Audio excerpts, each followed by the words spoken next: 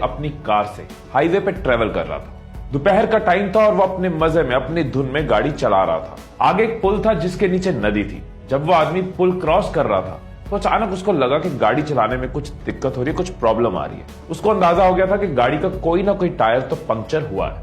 उसने उसी वक्त गाड़ी साइड पे लगाई, उतर के देखा कि लेफ्ट साइड का पीछे वाला टायर पंक्चर हो गया। अब वो बंदा थोड़ा परेशान कि इतनी तेज धूप में मुझे टायर बदलना पड़ेगा। खैर जो भी कर लो, टायर तो चेंज करना ही पड़ेगा।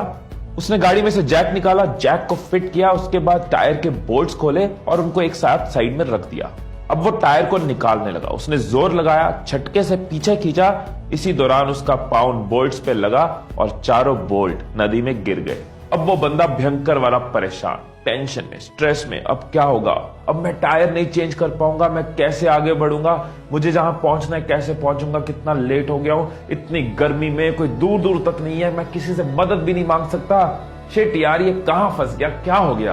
अब वो निराश होकर खड़ा, उसकी सोच काम नहीं कर रही, क्योंकि जब भी वो सोचने बैठता है उसको एक ही बात बार बार याद आती है कि सारे बोल्ट नीचे गिर चुके हैं और वो आगे नहीं जा सकता।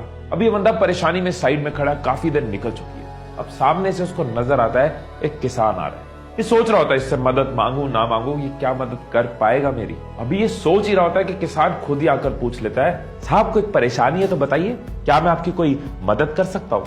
वो आदमी जो कि पहले से ही परेशान है, गुस्से में बोलता है, मेरा टायर पंक्चर हो गया, स्टेपनी लगाने लगा, बोल्ट नदी में गिर गए, आसपास कोई मैकेनिक नहीं है, तू भी क्या मेरी मदद करेगा? वो किसान समझ गया कि गर्मी और परेशानी की वजह से ये बंदा गुस्से में है। किसान मुस्कुराता है और कहता है कि साहब यहां से 10 किलोमीटर दूर एक मैकेनिक है जिसके पास आपको गाड़ी का सामान मिल जाएगा, और वहां जाने के लिए आप एक काम कर सकते हो, आप अपनी गाड़ी के बाकी के तीनों टायर का एक एक बोल्ट निकालकर इस टायर में लगा लो और फिर धीरे धीरे गाड़ी चलाकर वहां तक चले जाओ, आपका काम हो जाएगा।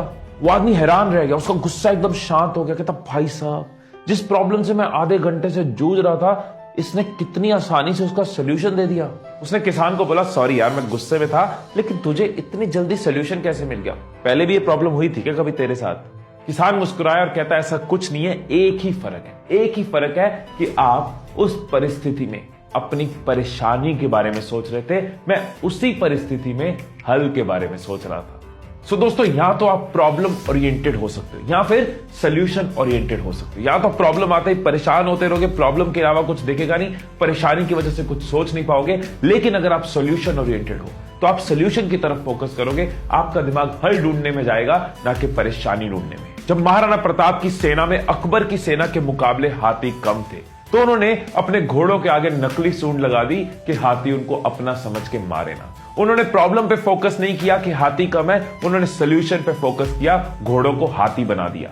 धीरूभाई अंबानी ने अपने फाइनेंशियल स्टेटस को, अपनी माली हालत को प्रॉब्लम नहीं माना। उन्होंने पकौड़े बेचे, यमन में जाके जॉब करी, कुछ भी किया, आगे बढ़ते रहे, क्योंकि वो सोल्यूशन ओरिएंटेड थे, प्रॉब्लम सोच के रुक नहीं गए, बैठ नहीं गए। महात्मा गांधी, भगत सिंह, चंद्रशेखर आजाद, सुभाष चंद्र बोस और ऐसे कई नाम, इन लोगों ने प्रॉब्लम पे फोकस नहीं किया, हम तो गुलाम है, हम तो स्लेव है, गुलामी में रहना पड़ेगा। इन्होंने सोल्यूशन पे फोकस किया कि कैसे देश को आजाद कर सकते हैं। एक और नाम जो मैं आपको बताना चाहूंगा, जिसकी आवाज मैं अभी से सुन पा रहा हूं, वो है तुम। तुम्हारी आवाज कि तुम प्रॉब्लम ओरिएंटेड नहीं, सोल्यूशन ओरिएंटेड हो। आज से सोल्यूशन ओरिएंटेड हो।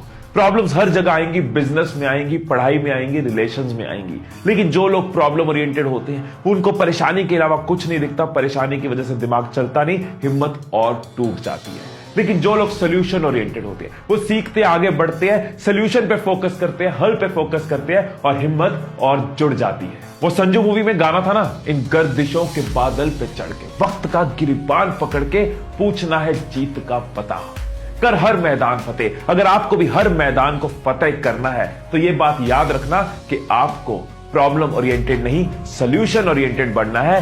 हिम्मत तोड़नी नहीं, हिम्मत बढ़ानी है। हर बार फोकस सोल्यूशन पे करना है, प्रॉब्लम की वजह से रुकना नहीं। Stay blessed, stay inspired and I love you all.